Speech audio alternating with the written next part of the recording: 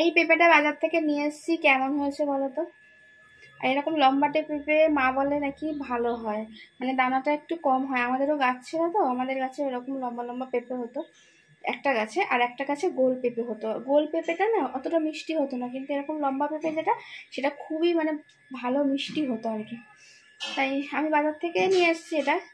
জানি না কেমন কি মিষ্টি হবে না হবে, কাটলে এটা বুঝতে পারবো। তো চলো এটা ধুয়ে কেটে নিই, কেটে ফেলি। আমি না কাটলে তো জানোই খাওয়া দাওয়া কিছু হবে না। এই পেঁপেটা এরকমই রোগ থেকে থেকে এখানে দেখবে পচে গোল হয়ে। যাই হোক, এখন যা জিনিসের দাম, এই দামি জিনিসটা এরকমভাবে নষ্ট করার কোনো মানে হয় না। আর কিনে এনেছি খাওয়ার জন্যই, কিন্তু কাটার সমস্যা। চলো কেটে নিই।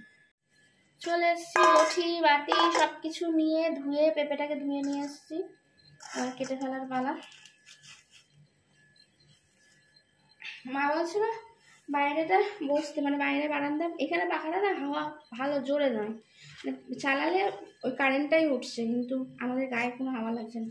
তাই জন্য মা বললো বাইরে ওখানটা বসতে। আমি সব বটি বটি দিয়ে আসছিলাম। আমি বললাম না দরকার নেই, আমি এখানেই বসে তাড়াতাড়ি ঝটপট কেটে নেবো। আমার আবার এসব কাটাকুটি করতে খারাপ লাগে না, অন্যদিকে কাজ না করলে ঠিক আছে। নিচে গেছিলাম, নিচে গিয়ে একটু ওই ঝাঁটফাট দিচ্ছিলাম, দিয়ে ওই জন্য চান করার আগে ওইসব করেছি, তার মধ্যে ঘরটার মুছেছি। আর এটা কাটতে মনে নেই। এই দেখো, দেখেছো কি সুন্দর পেঁপেটা। দেখে তো মনে হচ্ছে মিষ্টি হবে, কারণ এই দিকটা যত লাল হয় আর নরম হয় তত ভালো হয়। আজকে একটা খুব এত, অন্যদিন না এরকম শক্তও থাকে, কোনো সময় খুব শক্ত হয়ে যায়। মিষ্টি হবে মনে হচ্ছে। খুব শক্ত হলে তখন একটুখানি জল, মানে মিষ্টিটা কম হয়, জলসা জলসা হয়ে যায়, কেমন একটা মানে মেয়ে লাগে, ফ্যাস ফ্যাসে লাগে। এটা দেখে মনে হচ্ছে মিষ্টি হবে, বেশ ভালো রকম পেকে গেছে তো।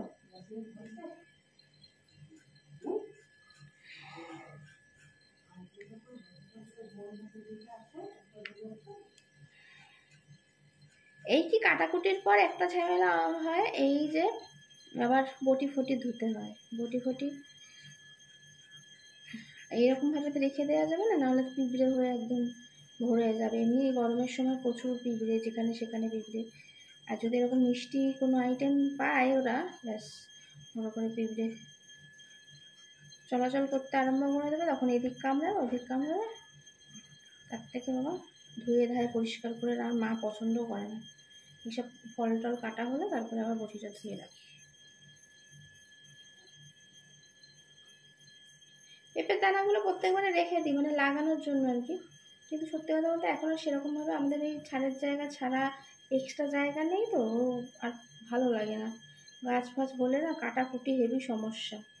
কালকে আমি গাছ ফাছ সাইডে যা মানে বন জঙ্গল হয়েছিল সব কেটে কুটে দিয়েছি। আবার বলে না এই গাছ ফাছ কাটতে খুব অসুবিধা হয়, আর অনেক বড় বড় হয়ে যায় এই গাছ।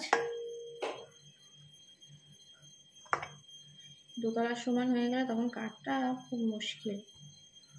এর আগের বারে আমার যা অবস্থা হয়েছে, দড়ি দিয়ে গ্রিলের মধ্যে বেঁধে রেখেছিলাম গাছটাকে, তারপর কেটে একটু একটু করে ফেলেছি।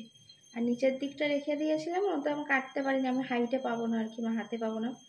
এই দোতলা জানলা থেকে নেমে গেছে, মানে অনেকটা কেটে দিয়েছি, ওটা উপরটা পড়ে গেছে। আর নিচের দিকটা রেখে দিয়েছিলাম, আস্তে আস্তে জল পড়ে পৌঁছে তারপরে পড়ে গেছে। এই হলো ব্যাপার স্যাপার। ওই জন্য এখন এই দানাগুলো দেখে বেশ ইচ্ছা হয় একটু গাছপালা মানে হলে ভালো হয়, পেঁপে টেপে পাকা পেঁপে খাওয়া যায় আর কি। কিন্তু ওই গাছ ফাছ কাটার ভয়, আর এখন সেটাই তো বলছে। আবার নিচে আমাদের মাটিও নেই, সব রাবিশ। মাটি নিলে, মাটি যদি কেনা হয় এক গাড়ি ছাড়া দেবে না, মানে এক ভ্যান নিতে হবে। এবার আমাদের যা যেদিকে জায়গা, মানে ঢাল ঢাল জায়গা রয়েছে, ও রাবিশেই ভর্তি। তার উপর দিয়ে যদি মাটি দিই, ও ধুয়ে চলে যাবে অন্য লোকের জমিতে। আমার কিছুই না, এমনি যা রাবিশ আমাদের এই বাড়ি হওয়ার সময় বেরিয়েছে, সবই অন্য লোকের জমিতেই পড়ে রয়েছে। নিজের জমিতে রাখার জায়গা নেই তো, কী করবে। চারিদিকে ছড়িয়ে গেছে, সবটাই ভরে গেছে। ডাউন মানে নিচু ছিল, ডাউন ছিল। তা এখন আর ওই মাটি নিয়ে আমি বলি নষ্ট করে, পয়সা দিয়ে কিনে নষ্ট করে লাভ নেই, তার থেকে দরকার নেই থাক। 1-2 বস্তা হলে আমার কিছুটা গাছ পোঁতা হয়ে যায়, কিন্তু 1-2 বস্তা আবার দেবে না। আর গাছওয়ালাদের থেকে নেবে, গাছওয়ালাদের ভীষণ দাম চায়, কিসের গুঁড়ো মুড়ো দিয়ে রাখে। আর গাছওয়ালা তো এই কাছাকাছি নয়, অনেকটা দূরে, ও আনতেও হেবি ঝামেলা। যদি এখানে ভ্যানে করে গাছ নিয়ে আসতো, তারা দিয়ে যেত, তাদের একটা আলাদা কথা।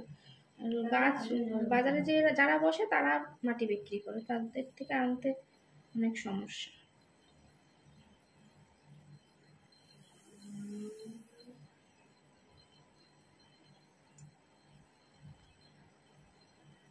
বাবা এখানে আসো তো, একটুখানি এটা বন্ধ করে দাও তো।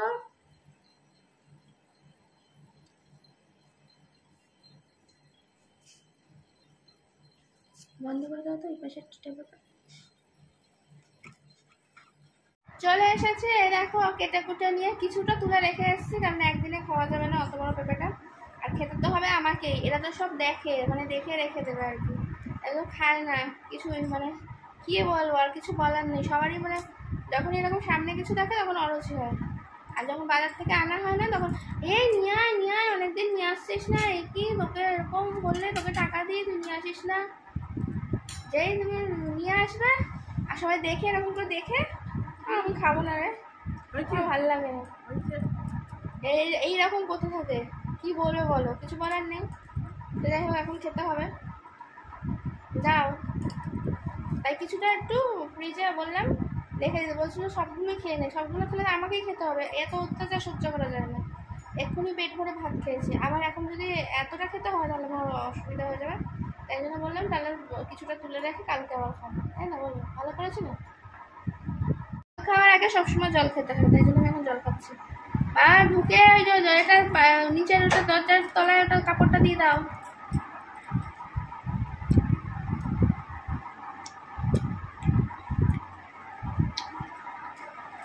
এখন গরম জল মানে এমনি নর্মাল জলটা খাওয়া যাচ্ছে না, একটু ফ্রিজের জল না মিশালে বাবা, প্রচণ্ড, হ্যাঁ মিশিয়েছি, প্রচণ্ড হালকা মারছে, বাইরে থাকা যাচ্ছে না। এমনি ঠান্ডায় বসে এখন একটু খেতে আমার একটু আরাম লাগবে, বাইরে আমার তো মনে হচ্ছিল না যে আমি খেতে পারবো, বলে এত মানে কষ্ট হচ্ছে। না এ দেখো কতগুলো দেখতেই পেলে, তার মধ্যে কতগুলো আমাকে দিয়ে দিয়েছে, এটা বুঝতে পারছো? আর ওরা কইটুকুনি নিয়েছে, তোমাদের এখন দেখা না, আমি হ্যাঁ মিথ্যা কথা বলো না, এই তো এই যে নিয়েছে আমার মা। হ্যাঁ তুই সবই খেয়ে না, দেখতে পাই না। হ্যাঁ তুমি হ্যাঁ একটু করো তুমি, আমাকে দেখো। যাই হোক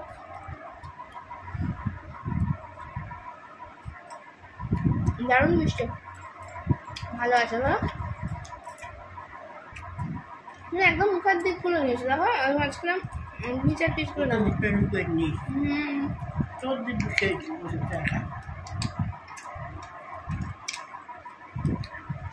দারুণ খেতে।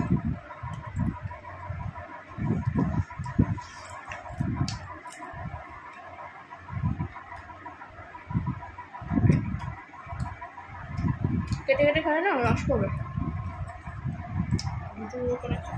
কারণ কোলের ওপর বাটিটা তো পুরো নিয়ে এরকম করে একদম কেটে খাই, ওইটা পুরো মুখে ঢুকে দিয়েছে। হাত ধুয়ে আসো বাবা, মিষ্টি তো তাহলে পিঁপড়ে হবে।